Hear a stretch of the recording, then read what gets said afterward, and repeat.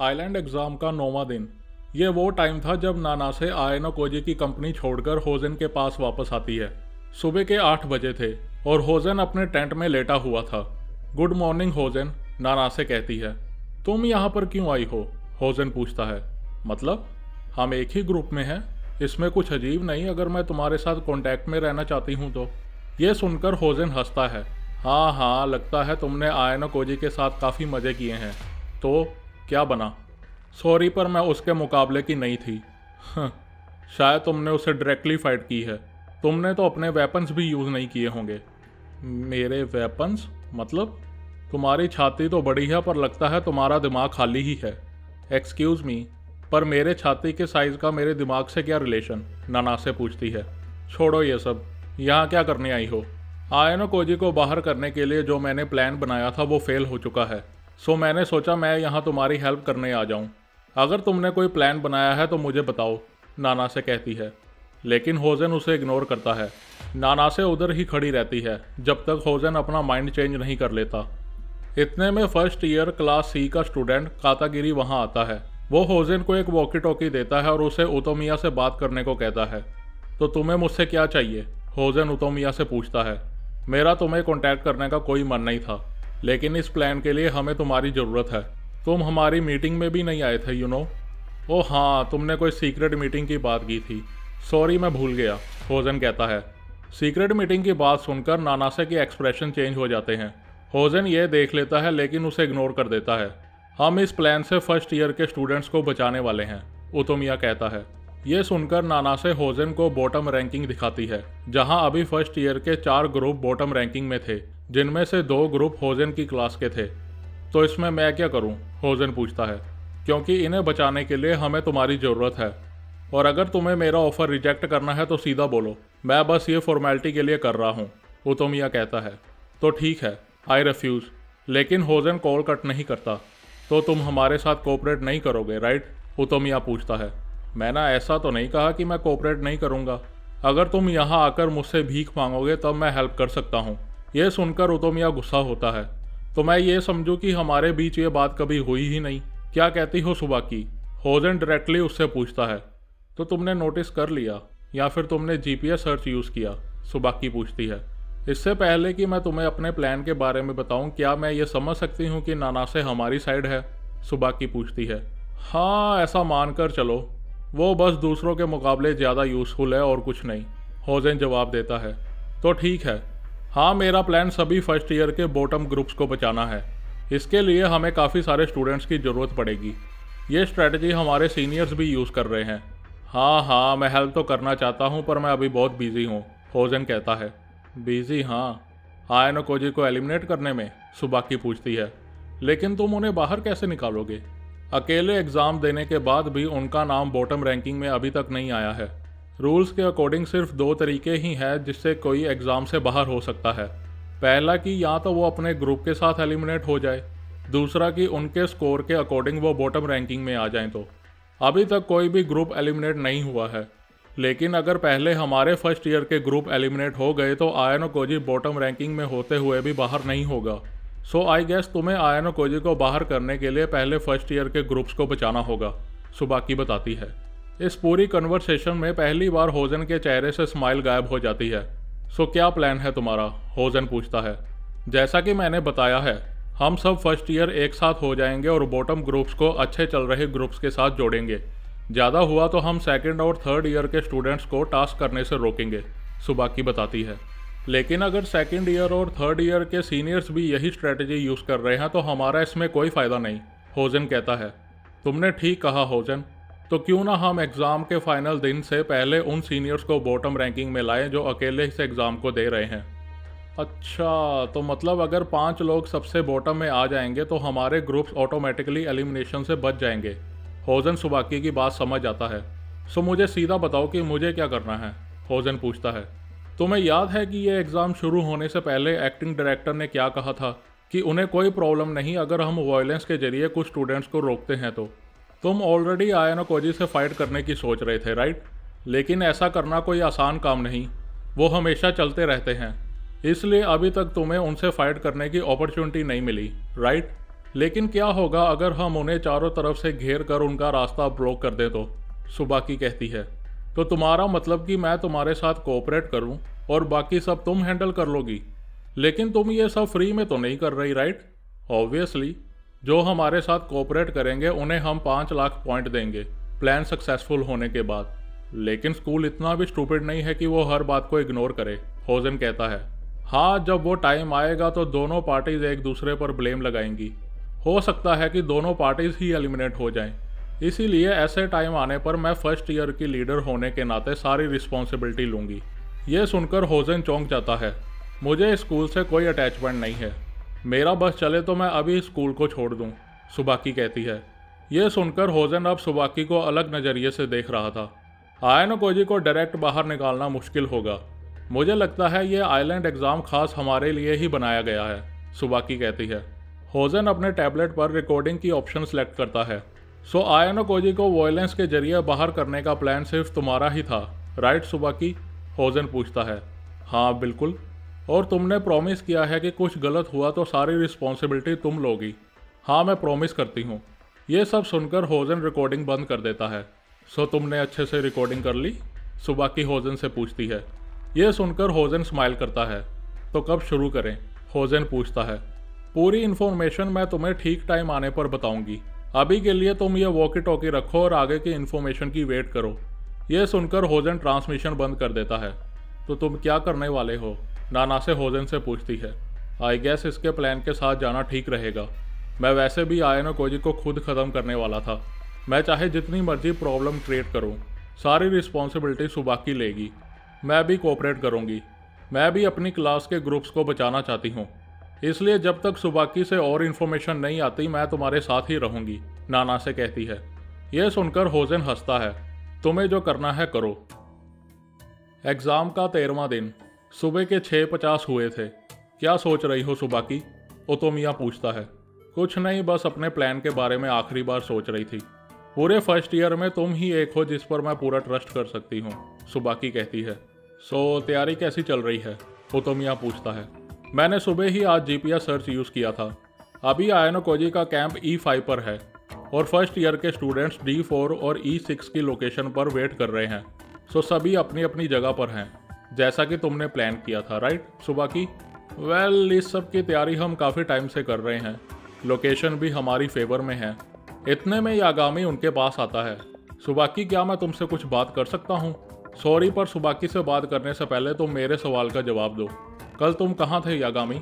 तुम अचानक ही गायब हो गए थे, ओतोमिया पूछता है। ओह वो, मेरी घड़ी ख़राब हो गई थी, सो मुझे स्टार्टिंग पॉइंट की ओर जाना पड़ा। घड़ी ख़राब हो गई थी? हाँ, ऐसा दूसरी बार हुआ है, राइट? तुम कुछ प्लान कर रहे हो क्या यागामी? सॉरी, पर तुम मुझ पर शक कर रहे हो सिर्फ इसलिए कि मेरी घड़ी ख़राब हो गई थी? तुम्हारी भी तो घड़ी ख़राब हुई थी, तो क्या मैं भी तुम पर शक करूं? यागामी कहता है। तुम दोनों लड़ना बंद करो, हम सब यहाँ सेम टीम में हैं, राइट? सुबाकी कहती है। दोनों एक दूसरे से माफ़ी मांगते हैं, जिसके बाद यागामी सुबाकी को कहता है कि वो उसके लिए एक गिफ्ट लाया है। तुम्हारा प्लान आयनो कोजी को कॉर्नर करना है, लेकिन सब प्लान के अकॉर्डिंग हो ऐसा ज़रूरी नहीं। हम उसे पूरे फर्स्ट ईयर की ताकत के साथ चैलेंज करने वाले हैं। आई नो तुम्हारी स्ट्रेटजी परफेक्ट है और उसके भागने के कोई चांसेस नहीं हैं, लेकिन हमें हर पॉसिबिलिटी लेकर चलनी चाहिए, राइट? तुम आयनो कोजी की लोकेशन ट्रैक करने के लिए जीपीएस सर्च यूज़ करोगी, लेकिन उसके लिए तो काफ़ी पॉइंट यूज़ होंगे, यागामी कहता है। हाँ, तभी तो मैंने इतने सारे टैबलेट रेडी रखे हैं। अगर हमें उसके डेजिग्नेटेड एरिया के बारे में पता नहीं चलेगा तो हम उसकी मूवमेंट प्रिडिक्ट नहीं कर सकते, सुबाकी कहती है। बिल्कुल सही। अगर हमें पता चल जाए कि आयनो कोजी का अगला डेजिग्नेटेड एरिया कौन सा है या फिर वो कौन से टास्क की ओर जा सकता है, तो हमारे लिए उसे कॉर्नर करना बिल्कुल ईजी हो जाएगा। इसीलिए हमारे लिए सबसे ज़रूरी ये पता लगाना है कि आयनो कोजी कौन से टेबल में है। ये सुनकर दोनों ओतोमिया और सुबाकी उसकी बात इंटरेस्ट लेकर सुनने लगते हैं। तो तुम्हें पता है कि वो कौन से टेबल में है? सुबाकी पूछती है। यह सुनकर यागामी उसे एक टैबलेट दिखाता है। यह टैबलेट मैंने अपनी क्लास के ग्रुप से लिया है और इस टैबलेट का टेबल आयनो कोजी के टेबल से मिलता है।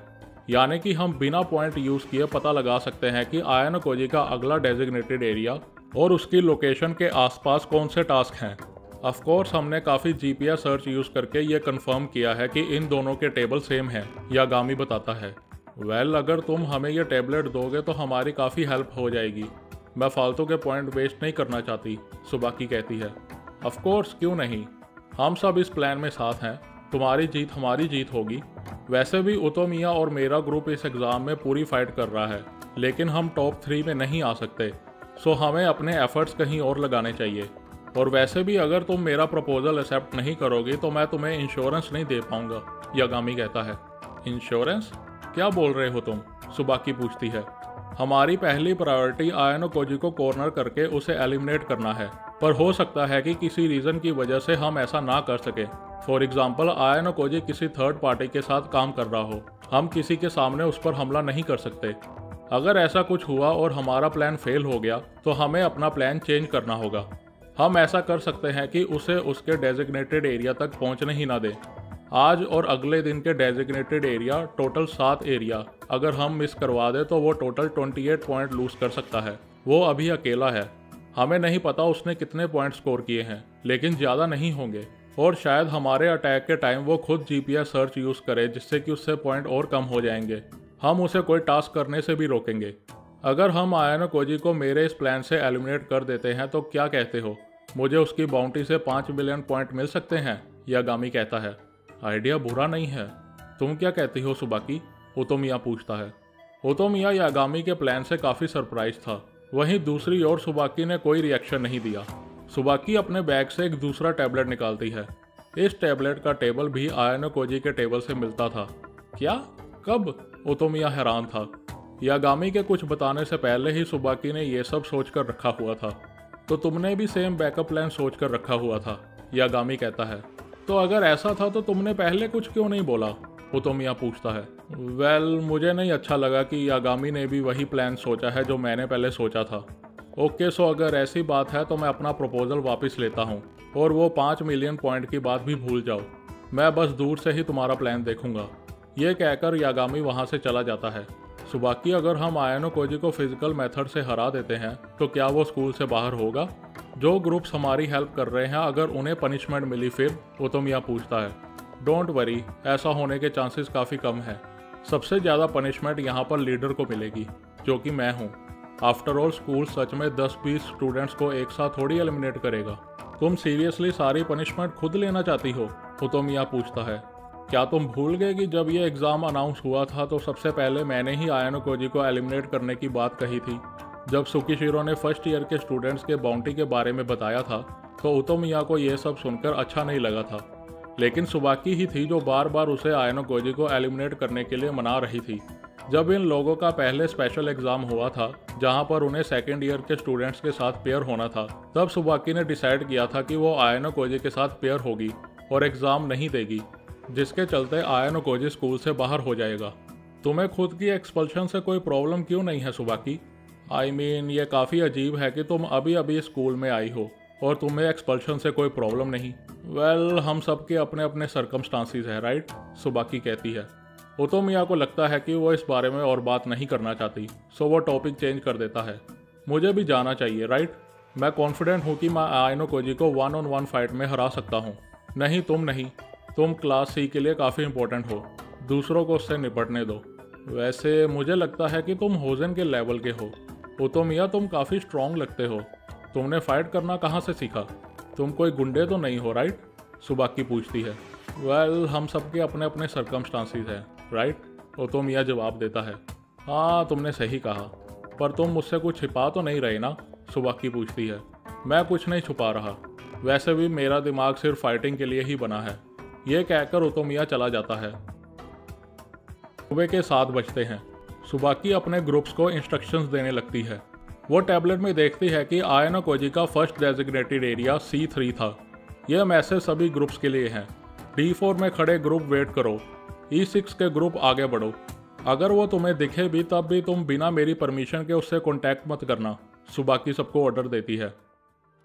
सुबह 7 बजे आयनो कोजी एक GPS सर्च करता है। वो देखता है कि फर्स्ट ईयर के ओटोमिया, यागामी और सुबाकी इकट्ठे थे और काफ़ी सारे फर्स्ट ईयर के स्टूडेंट्स D4 और E6 की लोकेशन पर इकट्ठा हो रहे हैं। सो उन्हें पता है कि मेरा डेजिग्नेटेड एरिया C3 है। शायद उनके पास ऐसा टैबलेट है जो मेरे टेबल के साथ मैच करता है। वो समझ आता है कि आज उस पर हमला होगा। अगर ऐसी बात है तो मैं सीधा C3 की ओर नहीं जा सकता। दूसरी तरफ मैं डेजिग्नेटेड एरिया मिस करके पेनल्टी नहीं लेना चाहता। ऑलरेडी मैं 2 एरियाज को मिस कर चुका हूँ। पता नहीं ये उन लोगों ने इंटेंशनली किया है या नहीं, लेकिन ये टाइम मुझ पर हमला करने के लिए परफेक्ट है। चलो, एटलीस्ट उन लोगों को फाइट करना तो आता है, आयानोकोजी सोचता है।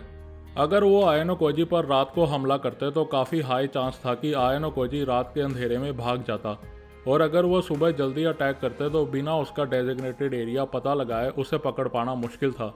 स्टिल आयानोकोजी ने सोचा नहीं था कि इतने सारे स्टूडेंट उसके पीछे पड़ेंगे। होजन की लोकेशन अभी भी D4 थी। अगर वो अपने डेजिग्नेटेड एरिया की ओर जाएगा तो काफ़ी हाई चांस है कि उसे होजन का सामना करना पड़ेगा। आयानोकोजी के पास ज़्यादा ऑप्शंस नहीं थी। अगर उसकी फ़ाइट फर्स्ट ईयर से होती है तो स्कूल वाले उसका साथ देंगे, पर प्रॉब्लम यह थी कि सबको आयानोकोजी के बारे में पता चल जाएगा और वो अपनी बाकी स्कूल लाइफ शांति से नहीं निकाल पाएगा। उसके पास दूसरे स्टूडेंट के साथ कोलैबोरेट करने की ऑप्शन थी, लेकिन वो ये मानकर चलता है कि थर्ड ईयर के स्टूडेंट भी उसके दुश्मन हैं। अभी बेस्ट ऑप्शन यही था कि वो फर्स्ट ईयर के स्टूडेंट से तब तक भागता रहे जब तक वो थक नहीं जाते। 10 मिनट में आयानोकोजी अपना सामान पैक करता है और एक GPS सर्च यूज़ करता है। वो देखता है कि काफ़ी सारे स्टूडेंट काफ़ी जल्दी से उसकी लोकेशन की ओर आ रहे हैं। जो कोई भी इस प्लान के पीछे था वो एक्सपल्शन के लिए रेडी था। अगर ऐसा है तो मुझे जितना हो सके इन लोगों को अवॉइड करना होगा, आयानोकोजी सोचता है। इसके बाद वो अपने बैकपैक से कुछ निकालता है और चलना शुरू करता है। तो कैसा चल रहा है सब, यागामी सुबाकी से पूछता है। पैनिक होने की ज़रूरत नहीं है, सब प्लान के अकॉर्डिंग हो रहा है, सुबाकी बताती है। आयानोकोजी अभी फर्स्ट ईयर के स्टूडेंट्स को अवॉइड कर रहा था। देखने में लग रहा था कि आयानोकोजी लगातार GPS सर्च यूज़ कर रहा था। अभी के लिए वो उसे घेर रहे थे, लेकिन पूरी तरह से नहीं। वो जानबूझकर आयानोकोजी के लिए छोटा सा रास्ता ओपन रख रहे थे जहाँ से वो भाग सके। सुबाकी बिना कोई परवाह किए हर 10 मिनट बाद GPS सर्च यूज़ कर रही थी। उसने इतने सारे पॉइंट सिर्फ इसी रीज़न की वजह से स्कोर किए थे। 9 बजे वो कंफर्म करती है कि आयानोकोजी ने अपना डेजिग्नेटेड एरिया मिस कर दिया है। उसने टोटल 3 एरिया मिस कर दिए थे। उसकी नेक्स्ट डेस्टिनेशन D2 थी, जो कि सुबाकी के टैबलेट पर शो हो रही थी। वो अभी C6 की ओर जा रहा था। 2 ग्रुप्स लगातार उसका पीछा कर रहे थे। सुबाकी बाकी के 2 ग्रुप्स को C4 के पास इकट्ठा होने को कहती है, जिसके बाद वो 1 घंटे के लिए ब्रेक लेती है। 10 बजे के बाद वो देखती है कि आयानोकोजी B5 और C5 के बीच से जा रहा था, जैसा कि उसने सोचा था। सुबाकी C4 में खड़े ग्रुप को आयानोकोजी के पीछे लगा देती है। उसकी इंटेंशन आयानोकोजी को B4 और B3 के रास्ते में ले जाने की थी, और जैसा कि उसका प्लान था, आयानोकोजी फर्स्ट ईयर से भागने के लिए B4 के रास्ते से जाता है। ये देखकर 3 ग्रुप्स जो C4 पर थे वो आयानोकोजी को वहां भागने से रोकने लगते हैं। लेकिन तकरीबन आधे घंटे बाद सुबाकी को एक प्रॉब्लम नजर आती है। जो 3 ग्रुप उसने C4 से आयानोकोजी के पीछे लगाए थे वो अपनी लोकेशन से हिले भी नहीं थे। अगर कोई प्रॉब्लम आती भी है तो तीनों के तीनों ग्रुप क्यों रुक गए थे, सुबाकी सोचती है। वो हर 5 मिनट में GPS सर्च करने लगती है, लेकिन वो तो बिल्कुल भी नहीं हिल रहे। आयानोकोजी अब B3 से C3 की ओर जा रहा था। ऐसा ही चलता रहा तो वो C3 तक पहुंच जाएगा। क्या हुआ, कोई प्रॉब्लम है क्या, सुबाकी वॉकी टॉकी में अपने ग्रुप से पूछती है, लेकिन उसे कोई रिस्पॉन्स नहीं मिलता। क्या हुआ सुबाकी, कोई प्रॉब्लम है, यागामी पूछता है। 5 में से 3 ग्रुप जो मैंने आयानोकोजी के पीछे लगाए थे वो रुक गए हैं, और उन सभी के पास कुछ सेकंड ईयर के स्टूडेंट्स खड़े हैं, सुबाकी जवाब देती है। सुबाकी ने ये सब अभी ही क्यों नोटिस किया, क्योंकि इस आइलैंड में 400 से ज़्यादा स्टूडेंट्स हैं, तो एक दूसरे के आसपास से निकलना कोई बड़ी बात नहीं। तकरीबन 5 मिनट बाद वो देखती है कि उसके ग्रुप्स ने दोबारा से चलना शुरू कर दिया है, लेकिन इस बार उनके पीछे सेकंड ईयर के ग्रुप्स भी चल रहे हैं। दूसरी ओर आयानोकोजी B4 से निकलकर फिर B3 की पहाड़ियां उतरकर अब C3 की ओर बढ़ रहा था। अब सिर्फ 2 ग्रुप्स ही आयानोकोजी का पीछा कर रहे थे, लेकिन कुछ देर के बाद वो 2 ग्रुप्स भी चलना बंद कर देते हैं और उनके आसपास अब सेकंड ईयर के ग्रुप थे। सो सेकंड ईयर हमें रोक रहा है, लेकिन इन सब के पीछे कौन हो सकता है, ये कहकर यागामी सुबाकी का टैबलेट पकड़ने लगता है। हे, बीच में मत घुसो, तुम यहाँ पर इसलिए खड़े हो क्योंकि हम अभी एक ही टीम में हैं, लेकिन मैंने तुम्हें मेरी चीज़ों को हाथ लगाने की परमिशन नहीं दी है, सुबाकी गुस्से में उसे देखती है। ओके, पर मुझे अपनी ओपिनियन देनी है। क्या हमें ये चेक नहीं करना चाहिए कि सेकंड ईयर के कौन से स्टूडेंट्स हमें रोक रहे हैं? हाँ हाँ, मुझे पता है, सुबाकी कहती है। जो भी सेकेंड ईयर का स्टूडेंट उनके ग्रुप रोक रहा था वो उन सभी को चेक करती है, लेकिन कोई भी स्टूडेंट ऐसा नहीं था जो कि उसकी लिस्ट में हो। इनमें से कोई भी सेकेंड ईयर का लीडर नहीं था। ऊपर से ये स्टूडेंट्स अलग अलग क्लासेस से थे, सो पता लगाना मुश्किल था कि सेकेंड ईयर की कौन सी क्लास उन्हें रोक रही है। ऐसा लग रहा था मानो पूरा सेकेंड ईयर इकट्ठा हो गया है आयनो कोजी को बचाने के लिए, लेकिन ऐसा कैसे हो सकता है। सुबाकी समझ जाती है कि क्या हुआ होगा। सेकेंड ईयर के स्टूडेंट्स को नहीं पता कि उन्हें फर्स्ट ईयर के ग्रुप्स को रोकने के लिए कहा गया है। उन्हें कोई भी रीज़न दिया गया होगा, जैसे कि उन फर्स्ट ईयर के ग्रुप्स को टास्क की साइट तक पहुंचने से पहले रोको। उन्हें पता ही नहीं कि वो आयनो कोजी की हेल्प कर रहे हैं। वो समझ जाती है कि उनका प्लान लीक हो चुका है। सेकेंड ईयर को पहले से ही पता था कि आयनो कोजी पर हमला होगा, सुबाकी सोचती है। दूसरी बात जो उसे तंग कर रही थी वो ये थी कि सेकेंड ईयर के स्टूडेंट्स कैसे आराम से उनके ग्रुप के पास आ गए और उन्हें पता भी नहीं लगा। 5 ग्रुप्स को अलग अलग जगह पर रोकना कोई आसान काम नहीं था। ये सुनकर यागामी सोच में पड़ जाता है। तुम्हें अभी तक नहीं पता चला? इसका मतलब इन सब के पीछे कोई कमांडर छुपा बैठा है जो इन सबको गाइड कर रहा है, सुबाकी कहती है। लेकिन सुबाकी घबराई हुई नहीं थी। एक्चुअली में सुबाकी ने यह सब पहले से ही सोच कर रखा हुआ था। उल्टा वो तो सेकेंड ईयर के ग्रुप्स को देखकर खुश थी। हमें नहीं पता कि इन सब के पीछे कौन है, लेकिन मैं उन्हें बताऊंगी कि आंखों देखी इन्फॉर्मेशन ही सब कुछ नहीं होती। सुबाकी वॉकी टॉकी में किसी से बात करती है। अब तुम्हारे रास्ते में कोई नहीं आएगा, तुम्हें जो करना है करो, सुबाकी कहती है। तुमने अभी किससे बात की? हमारे पास तो अब कोई भी ग्रुप नहीं बचा है, यागामी पूछता है। मैंने तुमसे कहा ना, आंखों देखी इन्फॉर्मेशन ही सब कुछ नहीं होती। साकायानागी मजे से स्टार्टिंग पॉइंट में बैठकर समुंदर का नज़ारा ले रही थी। अभी सुबह के 7 बजे थे, ठीक जब सुबाकी ने अपना प्लान शुरू किया था। वो अपना टैबलेट देखती है और वॉकी टॉकी में अपने ग्रुप्स को इंस्ट्रक्शंस देती है। वो पिछले 3 दिनों से हर रात को लगातार जीपीएस सर्च यूज़ कर रही थी। उसे पता था कि आयनो कोजी को घेरने के लिए उसके ओपोनेंट्स रात का फ़ायदा उठाएंगे। लगता है सब अपनी पोजीशन में हैं, सो शुरू करते हैं, साकायानागी अपने वॉकी टॉकी में कहती है। माना कि हम सब एक ही लोकेशन की ओर जा रहे हैं, पर इसकी गारंटी थोड़ी ना है कि हम सब एक दूसरे से टकराएंगे। दूसरी ओर से साकायानागी की क्लास से सुकासाकी बोलता है। साकायानागी ने उसे पहले ही समझा दिया था कि आज के दिन वो फर्स्ट ईयर के ग्रुप्स को टास्क करने से रोकेंगे। इन 12 दिनों में आइलैंड में धीरे धीरे काफ़ी चेंजेस आई हैं। क्या तुम समझ रहे हो मैं क्या कह रही हूँ? आइलैंड चेंज हो गया है? तुम्हारा मतलब ये जो लोग यहाँ से गुजर रहे हैं? सुकासाकी पूछता है। बिल्कुल सही। स्टूडेंट्स और टीचर हर रोज इस आइलैंड में एक जगह से दूसरी जगह जा रहे हैं। इस वजह से धीरे धीरे एक फिक्स्ड रास्ता बनना शुरू हो गया है। इनफैक्ट तुमने भी आज लोकेशन तक जाने के लिए सेफ और क्विक रास्ता चुना होगा, राइट? साकायानागी बताती है। ऐसा लग रहा है मानो तुम पूरे आइलैंड को देख सकती हो। साकायानागी टैबलेट में पूरे आइलैंड के मैप को देखती है और सोचने लगती है कि कौन किस एरिया की ओर जा रहा होगा। वो अभी सिर्फ फर्स्ट ईयर के स्टूडेंट पर फोकस कर रही थी, जिससे कि वो पता लगा सके कि इस सब के पीछे कौन है। वो देखती है कि 7 बजे से लेकर अब तक उतोमिया, यागामी और सुबाकी अपनी लोकेशन से हिले तक नहीं है। तो इन तीनों में से मेरा ओपोनेंट कौन है, या फिर तीनों ही है? साकायानागी स्माइल करके सोचने लगती है। वो याद करने लगती है कि कैसे आयनो कोजी ने उसे इस इंटरेस्टिंग बैटल के बारे में बताया था। वापस चलते हैं एग्ज़ाम के 10वें दिन, जब आयनो कोजी ने चिहिरो को बचाया था और उसने ताकेमोतो से साकायानागी से बात करने के लिए वॉकी टॉकी मांगा था।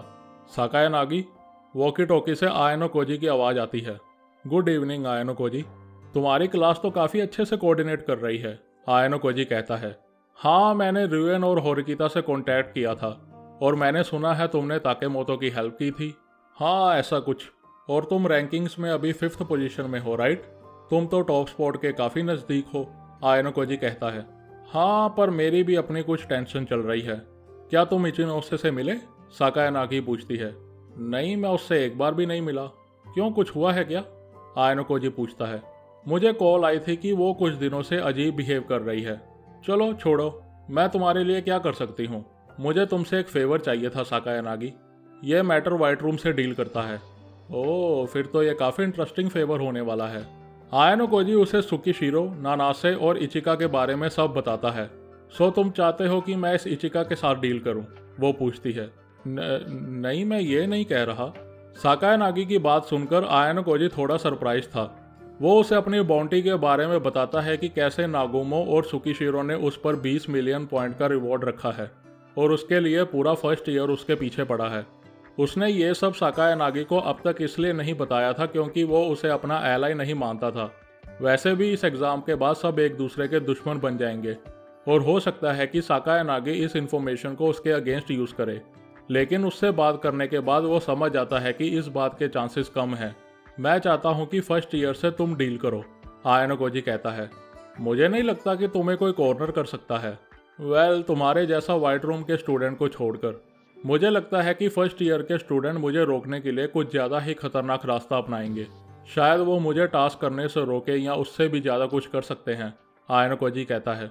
अगर फर्स्ट ईयर पूरी ताकत लगाने के बाद भी तुम्हें एलिमिनेट ना कर पाए तो तुम्हारा नाम हर स्टूडेंट की जुबान पर होगा। पर्सनली मुझे नहीं पता कि इस बात से मुझे खुश होना चाहिए या फिर उदास, साकायानागी कहती है। वेल, मुझे लगता है कि सुकीशिरो भी कुछ करेगा, सो मैं उस पर कंसंट्रेट करना चाहता हूँ। सो क्या तुम उन्हें हैंडल करोगी? डोंट वरी आयानोकोजी, मैं सब हैंडल कर लूँगी। मुझे बस फर्स्ट ईयर को तुम्हारे पीछे आने से रोकना है, राइट? सो तुम मेरी हेल्प करोगी? ये एग्ज़ाम वैसे भी बोरिंग हो रहा था। वैसे भी तुम्हारा ये फेवर मेरे लिए काफ़ी फ़ायदेमंद रहने वाला है। फ़ायदेमंद? वो कैसे? आयानोकोजी पूछता है।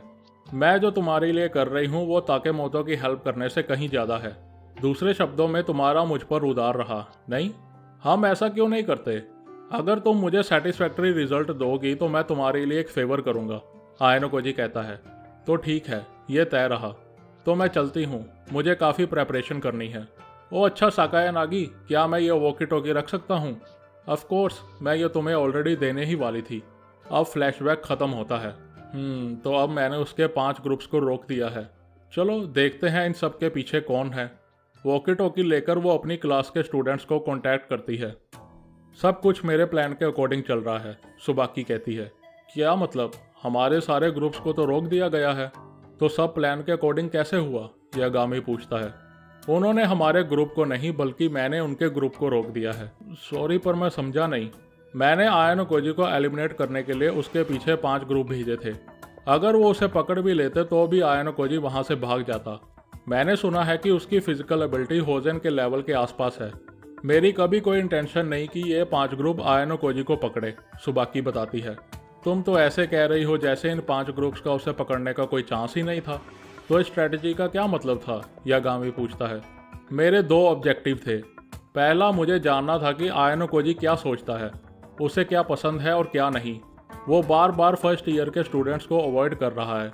वो कोई टास्क भी नहीं कर रहा और ना ही सेकंड और थर्ड ईयर के साथ कोई कांटेक्ट कर रहा है। इसका मतलब उसे सबकी नज़रों में आना पसंद नहीं। और दूसरा ये कि इस प्लान के अकॉर्डिंग जो ग्रुप्स आयानोकोजी को बचा रहे थे, हमने उन्हें एक जगह पर रोक के रख लिया है। अब हमें बस यही करना है कि आयानोकोजी को एलिमिनेट करने के बीच कोई भी ना आए, और उसे बाहर निकालने में उतोमिया के अलावा सिर्फ होजेन ही है। ये सुनकर यागामी होजेन की लोकेशन देखने की कोशिश करता है, लेकिन वो मैप में नज़र नहीं आता। सो आंखों देखी इन्फॉर्मेशन ही सब कुछ नहीं होती। तो तुम्हारा ये मतलब था? यागामी कहता है। लेकिन अगर होजेन तुम्हारा प्लान एक्सेप्ट ही ना करता तो? नहीं, ऐसा नहीं है। मुझे पता था कि होजेन मेरा प्लान एक्सेप्ट करेगा। वो वैसे भी उसे अकेला लड़ने ही वाला था। अगर वो बाय चांस ना भी मानता तो मैं उतोमिया को आयानोकोजी से लड़ने के लिए भेज देती। जो भी है, अब मैंने उन दोनों के लिए परफेक्ट अरीना तैयार कर दिया है। आयानोकोजी का एलिमिनेट होना पक्का है। होजेन बड़ी खुशी से किसी लोकेशन की ओर भाग रहा था। उसका बस एक ही गोल था, आयानोकोजी कियोताका को हराना। अब उसके रास्ते में कोई नहीं था। कोई भी उसकी फाइट के बीच इंटरफेयर नहीं करेगा। वो सुबाकी का दिया हुआ वॉकी टॉकी फेंक देता है और एक बार फिर से जीपीएस सर्च करके आयानोकोजी की लोकेशन कंफर्म करता है। वो देखता है कि एक अकेला स्टूडेंट आयानोकोजी की लोकेशन के पास आ रहा था, लेकिन होजेन उसे इग्नोर कर देता है। थोड़ी देर बाद उसे आयानोकोजी अपनी आंखों के सामने दिखता है। ढूंढ लिया तुम्हें आयानोकोजी? आयानोकोजी पीछे मुड़ता है और होजेन को नोटिस करता है। इस टाइम का मैं कब से वेट कर रहा था, होजेन कहता है। मैं सोच ही रहा था तुम मेरे पास कब आओगे। तुम तो काफ़ी शांत लग रहे हो, आयानोकोजी कहता है। वो इसलिए क्योंकि अब हमारी फाइट के बीच कोई नहीं आएगा। फाइट? क्या कह रहे हो तुम? ओ प्लीज़, ऐसे बिहेव मत करो जैसे कि तुम्हें कुछ पता ही नहीं। मुझे पहले ही पता है कि नानासे ने तुम्हें वार्निंग दे दी है। ओह अच्छा, तो तुमने जानबूझकर नानासे को मौका दिया मुझे वार्निंग देने का। ये सुनकर होजेन खुश होता है और फाइट करने के लिए रेडी होता है, लेकिन तभी उसके सामने रियोन आ जाता है। चलो निकलो यहाँ से, तुम मेरे रास्ते में हो, होजन रियोन को कहता है। होजन ने मैप में पहले ही देख लिया था कि रियोन उसके पास आ रहा है। आयानोकोजी रियोन को एक बार देखता है और वहाँ से चले जाता है। होजन उसका पीछा करना चाहता था पर वो रियोन को भी इग्नोर नहीं कर सकता था। तुम यहाँ पर क्या कर रहे हो रियोन? होजन पूछता है, लेकिन वो समझ जाता है कि रियोन यहाँ पर उसे रोकने के लिए आया है। तो ये कोइंसिडेंस नहीं था कि हमारे बाकी के फर्स्ट ईयर के ग्रुप्स को तुम लोगों ने रोक दिया। वो समझ जाता है कि जैसे सुबाकी फर्स्ट ईयर को कंट्रोल कर रही थी वैसे ही सेकंड ईयर को कोई और कंट्रोल कर रहा था। क्या इसके पीछे तुम हो? नहीं, मुझे नहीं लगता, होजन कहता है। लेकिन उसे ये बात समझ नहीं आती कि रियोन आयानोकोजी की हेल्प क्यों कर रहा है। रियोन होजन की ओर बढ़ने लगता है। मेरा पर्स थोड़ा हल्का हो गया है, सो मैंने सोचा क्यों ना मैं मर्सनरी बन जाऊं। रियोन कहता है, तो पैसों के लिए तुम ये कर रहे हो, पर तुम्हें सीरियसली लगता है कि तुम मुझे रोक सकते हो? हैं? क्या तुम्हें सीरियसली लगता है कि मैं तुम्हें रोक नहीं सकता? रियोन हंसता है। दोनों स्माइल करते हुए एक दूसरे के सामने खड़े थे। रियोन सबसे पहले हमला करता है। वो होजन के जबड़े की ओर पंच मारता है, लेकिन होजन फाइट के लिए पहले से ही रेडी था। वो रियोन का मुक्का पकड़ लेता है और मुंह खोलकर बड़ी सी स्माइल करता है। ओए गुरिल्ले, तुम्हारे मुंह से तो काफ़ी गंदी बदबू आ रही है, रियोन कहता है। तुम्हारे पास चलाने के लिए सिर्फ तुम्हारी जुबान ही है। कम ऑन, अपनी स्किल्स मुझे दिखाओ, होजन चीखता है। वो रियोन का हाथ एक सेकंड के लिए छोड़ता है, लेकिन फिर दोगुनी ताकत से उसका हाथ पकड़कर उसे अपनी ओर खींचता है और अपना सर रियोन को मारता है। ये अटैक रियोन के लिए काफ़ी अनएक्सपेक्टेड था। वो पूरी तरह से हिल जाता है। रियोन फाइट में काफ़ी एक्सपीरियंस था, लेकिन प्रॉब्लम ये थी कि होजन उससे भी ज़्यादा स्किल्ड और पावरफुल था। रियोन सीधा खड़ा नहीं हो पाता और अपने पेट में होजन से एक राइट किक खाता है, जिससे कि वो जोर से नीचे गिर जाता है। होजन के लिए रियोन पर अटैक करने के लिए ये बड़ी अपॉर्चुनिटी थी, लेकिन वो वहीं खड़ा रियोन पर हंसता है। बस यही है तुम्हारे पास? अभी तक 10 सेकंड भी नहीं हुए हैं और तुम नीचे पड़े हो। तुम्हारे दिमाग में पत्थर भरे हैं क्या? ये कहकर रियोन एकदम खड़ा हो जाता है। गैस मैं कुछ ज़्यादा ही एक्सपेक्ट कर रहा था। तुम तो इसके लायक भी नहीं हो, होजन कहता है। मुझे नहीं लगता तुम्हें कोई सेटिस्फाई कर सकता है, रियोन बोलता है ना वो आयानोकोजी, इसलिए अब निकलो यहाँ से। यह सुनकर रियोन की स्माइल गायब हो जाती है। तुम तो ऐसे बात कर रहे हो जैसे तुम्हें उसके बारे में पता है, रियोन पूछता है। क्या मतलब? यही कि वो बस बाहर से शरीफ दिखता है, होजन कहता है। मुझे लगा था उसके असली चेहरे के बारे में सिर्फ कुछ ही लोग जानते हैं। तो तुम कब आयानोकोजी से लड़े और रिजल्ट क्या था? रियोन पूछता है। होजन रियोन की ओर बढ़ने लगता है। मैंने किसी को भी मेरे पंचेज इतनी आसानी से रोकते हुए नहीं देखा, और ना ही ऐसे किसी को देखा है जिसके हाथ में चाकू घुसा हो और उसे कोई दर्द ना हो रही हो। तो मेरे बिना वो काफ़ी मज़े कर रहा था, रियोन कहता है। होजन रियोन को किक मारता है और स्पीड से रियोन की ओर आता है। रियोन अपने चेहरे को बचाने की कोशिश करता है, लेकिन होजन उसे इतनी ज़ोर से पंच मारता है कि अगर रियोन ने ब्लॉक ना किया होता तो उसकी नाक आज टूट चुकी होती। रियोन जैसे तैसे उठ जाता है, लेकिन होजन उसे फिर से ज़मीन पर ज़ोर से पटक देता है। ये क्लियर था कि होजन रियोन से कहीं ज़्यादा पावरफुल था। रियोन फिर से उठने की कोशिश करता है, लेकिन होजन उसके चेहरे पर किक मारकर उसे फिर से गिरा देता है। अभी फाइट शुरू हुए 1 मिनट भी नहीं हुआ था कि विनर ऑलरेडी क्लियर था कि कौन होगा, लेकिन रियोन की विल पावर वैसे की वैसे ही थी। 80% लोग जिन्होंने होजन से फाइट की है वो एक ही मुक्के में ख़त्म हो जाते थे। 10% टफ दिखने की कोशिश करते थे और बाकी के 10% 2-3 मुक्कों में पूरी तरह से टूट जाते थे। लेकिन इतनी मार खाने के बाद भी रियोन की आंखें चेंज नहीं हुई थी, इसलिए होजन उसे गाली देकर उसकी हिम्मत तोड़ रहा था। लेकिन ऐसी मेंटल एक्सचेंज में रियोन एक कदम आगे था। तुम्हें तो काफ़ी मज़े आ रहे हैं, लेकिन तुम्हें सही में लगता है कि तुम जीत गए हो? ये कहकर रियोन स्माइल करता हुआ खड़ा होता है। डोंट मेक मी लाफ, तुझ जैसे कीड़ा मुझसे कभी मुकाबला नहीं कर सकता। वो रियोन को उसके कॉलर से पकड़ता है। तुम बस ऐसे इंसान हो जो अपना गंदा काम दूसरों से करवाता है, तुम खुद कुछ नहीं कर सकते, होजन कहता है। आजकल 1-on-1 फाइट जीतना ही सब कुछ नहीं। रियोन अचानक से अपने हाथ से होजन की ओर मिट्टी फेंकता है, लेकिन अनफॉर्चुनेटली होजन आसानी से खुद को बचा लेता है। जब उसने उसकी कॉलर पकड़ी थी तब से ही वो उस पर अच्छे से नज़र रख रहा था। जैसे ही रियोन उस पर हमला करने लगता है, होजन रियोन के चेहरे पर जोर से मुक्का मारता है, लेकिन वो रुकता नहीं और एक बॉक्सर की तरह कभी उसके दाएं और कभी बाएं तरफ उसके चेहरे पर मुक्का मारते ही रहता है। रियोन इतनी मार खाकर ज़मीन पर गिरने ही लगता है कि वो होजन को एक घूम कर किक मारता है और वो नीचे गिर जाता है। ये किक होजन के जबड़े पर हल्के से लगती है। होजन फ्रस्ट्रेट होकर र्यूएन को बालों से पकड़ता है और उसके पेट पर अपना राइट मुक्का मारने लगता है। ऐसा कोई नहीं जो मुझे फाइट में हरा सके, होजन चीखता है। इतने में र्यूएन की घड़ी में अलार्म बजने लगता है। यह देखकर होजन हंसता है। तुम जितना मर्जी कूल बनने की कोशिश करो, तुम्हारी बॉडी ने जवाब दे दिया है। तुमसे ज़्यादा तो ये घड़ी ऑनेस्ट है। फक, तू तो सही में गुरिल्ला है। गैस मैं मानता हूँ कि तुम फाइट में अच्छे हो। यह सुनकर होजन खुश होता है और र्यूएन को छोड़ देता है। र्यूएन ज़मीन पर गिर जाता है और वहीं लेटा रहता है। हाँ, तो तुम और मार नहीं खा सकते। चलता हूँ। बिल्कुल भी मज़ा नहीं आया तुमसे फाइट करके। रुक जरा, तुम्हें क्यों लगता है कि तुम जीत गए हो? क्या मैंने एक बार भी कहा कि मैं ये फाइट हार गया हूँ? यह सुनकर होजन भी सरप्राइज था। आई एडमिट कि तुम मेंटली काफ़ी स्ट्रांग हो, लेकिन तुम जीत नहीं सकते, होजन कहता है। होजन र्यूएन को और मारता है, मारता ही रहता है और फाइनली र्यूएन की घड़ी वार्निंग अलर्ट से इमरजेंसी अलर्ट साउंड करने लगती है। इसका मतलब थोड़ी देर में स्कूल का स्टाफ आता ही होगा। तुम मान क्यों नहीं लेते कि ये सिचुएशन तुम्हारे लिए होपलेस है? लेकिन र्यूएन बिना अपनी घड़ी देखे खड़ा हो जाता है। पहली बार होजन रियलाइज़ करता है कि र्यूएन की विल पावर काफ़ी स्ट्रांग है। ड्यूड, तुम हो क्या? तुम तो ठीक से खड़े भी नहीं हो पा रहे, तो क्यों ट्राई कर रहे हो? होजन कहता है। र्यूएन अपने हाथ पॉकेट में डालता है। यह फाइट अभी ख़त्म नहीं हुई है। तुम पागल हो क्या? अगर स्कूल का स्टाफ यहाँ आ गया तो तुम एलिमिनेट हो जाओगे, होजन कहता है। तो तुम्हें भी तो पता है उस केस में तुम स्कूल से सीधा बाहर हो जाओगे, र्यूएन कहता है। क्या सीरियसली? तुम मुझे फाइट में नहीं हरा सकते तो अब तुम विक्टिम कार्ड खेलोगे?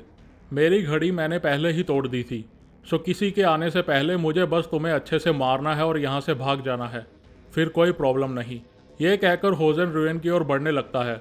होजन अपना मुक्का पूरी ताकत के साथ र्यूएन को मारता ही है कि दो लोग पीछे से आकर होजन को पकड़ लेते हैं। क्या? होजन पूरी तरह से शॉक था कि ये क्या हुआ।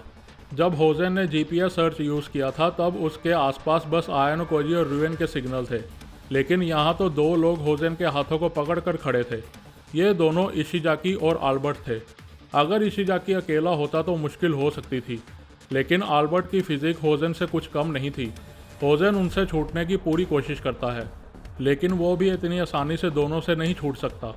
इतने में र्यूएन एक बड़ी सी स्माइल के साथ उसके सामने खड़ा हो जाता है। इट्स सिंपल यू नो, जब घड़ी टूट जाए तो उसका सिग्नल मैप में शो नहीं होता। र्यूएन ने काफ़ी दिन पहले से ही आल्बर्ट और इशिजाकी को अपनी घड़ी तोड़ने को कह दिया था। होजन समझ जाता है कि वो शुरू से ही र्यूएन के जाल में फंस चुका था। तुम सीरियसली 3 लोगों के साथ मेरे साथ फाइट करोगे? होजन भौंकता है। चुप कर गोरिल्ले, तेरा काम तमाम होने वाला है। र्यूएन जोर से अपनी मुट्ठी बंद करता है और होजन के चेहरे पर लगातार मुक्के मारने लगता है। पता नहीं कितने मुक्के खाने के बाद होजन फाइनली घुटनों के बल गिर जाता है। होजन की टांगें कांप रही थी, लेकिन र्यूएन मारता ही जा रहा था। कुछ देर के बाद होजन जमीन पर गिर जाता है। इशिजाकी और आल्बर्ट दोनों होजन के हाथ फिर से पकड़ लेते हैं, लेकिन इस बार होजन जमीन पर पीठ के बल गिरा हुआ था। र्यूएन अपने बालों को पीछे करता है। तुमने सही में मुझे काफ़ी मारा है होजन। तुम एक छोटे कीड़े हो जो बिना किसी की हेल्प के फाइट भी नहीं कर सकते, होजन चीखता है। मुझे हंसाओ मत, मैं बेवकूफ़ नहीं जो तुझ जैसे गुरिल्ले के साथ अकेले फाइट करूं। यह कहकर र्यूएन होजन के चेहरे पर मुक्के मारने लगता है, लेकिन होजन उसे गुस्से से देखने लगता है। गैस तुम फाइट में सही में अच्छे हो, र्यूएन कहता है। र्यूएन समझ जाता है कि अगर वो शुरू से ही सब मिलकर होजन से फाइट करते तो वो हार जाते। र्यूएन होजन की ताकत को एक्नॉलेज करता है, लेकिन एक फाइट में सिर्फ ताकत ही जरूरी नहीं होती। इतनी मार खाने के बाद होजन की पावर भी खत्म हो रही थी। तुम पत्थर के बने हो क्या? मेरा हाथ दुखने लगा है। होजन आल्बर्ट की पकड़ से निकलने की कोशिश करता है, लेकिन वो निकल नहीं पाता। मैंने कभी नहीं सोचा था कि तुम्हारे अंडर ऐसा भी कोई काम कर रहा होगा, होजन कहता है। ओए, तुम र्यूएन को फॉलो क्यों कर रहे हो? होजन आल्बर्ट से पूछता है। वेल, ये सच है कि मैं आल्बर्ट को कभी नहीं हरा सकता, र्यूएन कहता है। लेकिन होजन, टॉप पर रहने के लिए सिर्फ ताकत ही नहीं चाहिए। आल्बर्ट को फालतू की फाइट्स पसंद नहीं थी, लेकिन वो मानता था कि क्लास को इकट्ठा करने के लिए र्यूएन को फॉलो करना बेस्ट रहेगा। असल में आल्बर्ट दिल का काफ़ी साफ था, जिसे वायलेंस बिल्कुल भी पसंद नहीं थी। मुझे कोई फ़र्क नहीं पड़ता कि फ़ाइट कैसी हो रही है, बस ये मैटर करता है कि लास्ट में खड़ा ही विनर है। याद रखना र्यूएन, अगली बार जब तुम जहाँ मुझे नज़र आओगे मैं वहीं तुम्हें मार डालूंगा। अच्छा, अगर तुम्हें मुझसे बदला लेना ही है तो अच्छे से लेना, जीतना इतना आसान नहीं। अगर तुम मुझे मार भी डालोगे और इसके चलते तुम स्कूल से बाहर हो गए तो ये तुम्हारी हार होगी। यह कहकर रुएन जोर का मुक्का उसके चेहरे पर मारता है, जिससे कि फाइनली होजन बेहोश हो जाता है। फाइनली रुएन चैन की सांस लेता है। क्या क्रेजी आदमी था ये, मुझे तो सही में ये कोई मॉन्स्टर लग रहा था। इशिजाकी कहता है। तुम दोनों ने अच्छा काम किया, रुएन कहता है। अब तुम दोनों यहाँ से निकलो, टीचर्स आते ही होंगे। लेकिन तुम क्या करोगे रुएन? वेल, इस कंडीशन में मैं एग्ज़ाम नहीं दे सकता, सो मैं होजन की तरह एलिमिनेट हो जाता हूँ। मैंने सारा कुछ कासुरागी पर छोड़ दिया है, लेकिन हम अब टॉप 3 में नहीं आ सकते। कल के दिन रुएन और कासुरागी का ग्रुप 5th पोजीशन पर था। इशिजाकी को इस बात का काफ़ी बुरा लगता है। डोंट वरी, रुएन कुछ याद करके स्माइल करता है। मैं तुम्हें इसके बारे में बाद में बताऊंगा, अभी के लिए तुम लोग निकलो। ये सुनकर दोनों अपनी घड़ी ठीक करवाने के लिए स्टार्टिंग पॉइंट पर जाने लगते हैं और रुएन होजन की बॉडी पर मज़े से बैठ जाता है। रिपोर्ट देने के लिए थैंक्स, ये कहकर सुबाकी अपना वॉकी टॉकी बंद कर देती है। सो हमारा प्लान फेल हो गया? यागामी पूछता है। मैंने किसी को होजन की लोकेशन पर भेजा था। वो बताता है कि स्कूल का स्टाफ होजन को ऑलरेडी स्टार्टिंग एरिया में ले गया था। सुनने में आया है कि वो 2nd ईयर क्लास बी के किसी रुएन से फाइट कर रहा था और दोनों सीरियसली इंजर्ड हो गए थे। सुबाकी को यह सिचुएशन बड़ी अजीब लगती है। वो सोचने लगती है कि उसका प्लान फेल क्यों हुआ। हमारी कोशिश अभी ख़त्म नहीं हुई है, राइट? हमें अपने बॉटम रैंक ग्रुप्स को भी तो बचाना है, यागामी कहता है। ना, ऐसे लोग आगे जाकर भी फेल ही होंगे, सो फालतू रिस्क लेने का मतलब नहीं, सुबाकी कहती है। मुझे ये सब अच्छा नहीं लग रहा, शायद मेरा प्लान शुरू से ही फेल होने वाला था, सुबाकी कहती है। तभी सुबाकी नोटिस करती है कि ओतोमिया वहाँ पर नहीं था। ओतोमिया कहाँ है? सुबाकी पूछती है। मुझे लगा वो यहीं पर था, यागामी कहता है। उसे कुछ ठीक फील नहीं हो रहा था, सो वो अपना मैप चेक करती है। वो इस लोकेशन से 400 मीटर दूर था और उसके पास सिर्फ एक ही सिग्नल शो हो रहा था और वो था क्लास 2A का कितो हायातो। वो जैसे ही इस नाम को देखती है, सुबाकी जल्दी से अपना वॉकी टॉकी पकड़ती है। एक लंबा सा लड़का जंगल में भाग रहा था। उसकी डेस्टिनेशन एक कैंप साइट थी जहां पर यागामी, सुबाकी और ओतोमिया थे। साकायानागी ने उसे वहां उनके लीडर के बारे में पता लगाने के लिए भेजा था। इतने में उसे वहां एक लड़का खड़ा दिखाई देता है। तुम्हें इधर कोई काम है? उसके सामने एक सीनियर खड़ा था, लेकिन ओतोमिया उसे गुस्से में बात करता है। आप कितो हायातो हो, राइट? ओतोमिया अब थोड़ा पोलाइटली बात कर रहा था। मुझे थोड़ी जल्दी है, यह कहकर कितो वहां से जाने लगता है, लेकिन ओतोमिया उसे पकड़कर रोक देता है। क्या है? कितो उसे घूर कर देखता है। इसके जवाब में ओतोमिया भी उसे घूर कर देखता है। सॉरी, पर आप इससे आगे नहीं जा सकते, यह कहकर ओतोमिया कितो को पंच मारता है, लेकिन कितो आराम से उसे डॉज कर लेता है और अपने बीच दूरी बना लेता है। तुम्हें पता भी है तुम क्या कर रहे हो? कितो पूछता है। इतने में ओतोमिया भागकर कितो का कॉलर पकड़ लेता है। मैंने कहा ना, मैं आपको यहाँ से आगे नहीं जाने दूंगा। तुम्हारा नाम क्या है? क्लास 1C से ओतोमिया रिकू। कितो समझ आता है कि ये कमांडर नहीं हो सकता और ओतोमिया भी समझ जाता है कि कितो को यहाँ पर किसी ने भेजा है। तुम्हें यहाँ किसने भेजा है? ओतोमिया भौंकता है। तुम मेरे सीनियर हो, पर मैं कोई दया नहीं दिखाऊंगा। यह सुनते ही कितो ओतोमिया की गर्दन पकड़ने की कोशिश करता है, लेकिन ओतोमिया आसानी से डॉज करके एक दूसरे के बीच दूरी बना लेता है। लेकिन इसके चक्कर में उसकी पॉकेट से वॉकी टॉकी कितो के पैरों में गिर जाता है। ओतोमिया, तुम क्या कर रहे हो? वॉकी टॉकी से सुबाकी की आवाज़ आती है। जब उसे कोई रिप्लाई नहीं मिलता तो सुबाकी को शक होता है। वो फिर से कहती है कि मैंने तुम्हें मेरे ऑर्डर फॉलो करने को कहा था। ओतोमिया कितो पर हमला करने की अपॉर्चुनिटी ढूंढ रहा था, लेकिन कितो उसे इशारा से शांत रहने को कहता है। कितो वो वॉकी टॉकी उठाता है और ओतोमिया को पकड़ा देता है। मेरा काम हो गया है। कितो ने सुबाकी की आवाज़ सुन ली थी और उसे पता चल गया था कि कमांडर कौन है। वो वहाँ से चला जाता है। क्या तुम ठीक हो? क्या हुआ वहाँ पर? सुबाकी पूछती है। कुछ नहीं, वो बस चला गया। तुमने ऐसा क्यों किया ओतोमिया? अगर कुछ गलत हो जाता तो तुम उसके साथ एलिमिनेट हो सकते थे, या फिर ये सब तुमने 2nd ईयर को मुझसे दूर रखने के लिए किया है? नहीं, ऐसा कुछ नहीं। मैं बस नहीं चाहता था कि उनके हाथ कोई और इन्फॉर्मेशन लगे।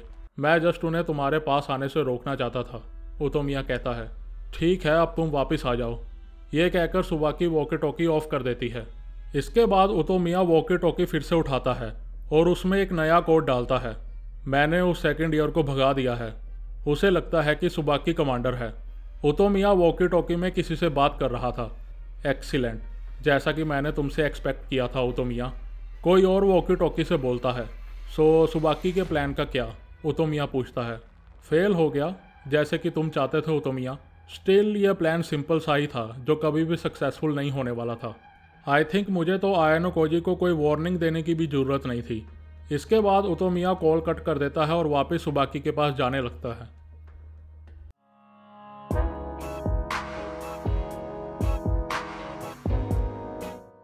ओके, सो मैंने अपनी पूरी कोशिश की है कि मैं र्यूएन और होजेन की फ़ाइट को अच्छे से एक्सप्लेन करूं। मेरे अकॉर्डिंग नोवेल का ये पार्ट काफ़ी अच्छा था। फर्स्ट ईयर ने अपनी पूरी जान लगाकर आयानो कोजी पर अटैक किया, लेकिन आयानो कोजी तो छोड़ो, वो साकाया नागी और र्यूएन से ही नहीं जीत पाए। मुझे काफ़ी इंटरेस्टिंग लगा कि कैसे साकाया नागी और र्यूएन ने फर्स्ट ईयर को हैंडल किया। दोनों ने अपनी फुल कैपेबिलिटीज़ दिखाई, लेकिन यागामी ने इस अटैक में कुछ भी नहीं किया। वैसे चलो, ओतोमिया के थोड़े बहुत सीन तो थे।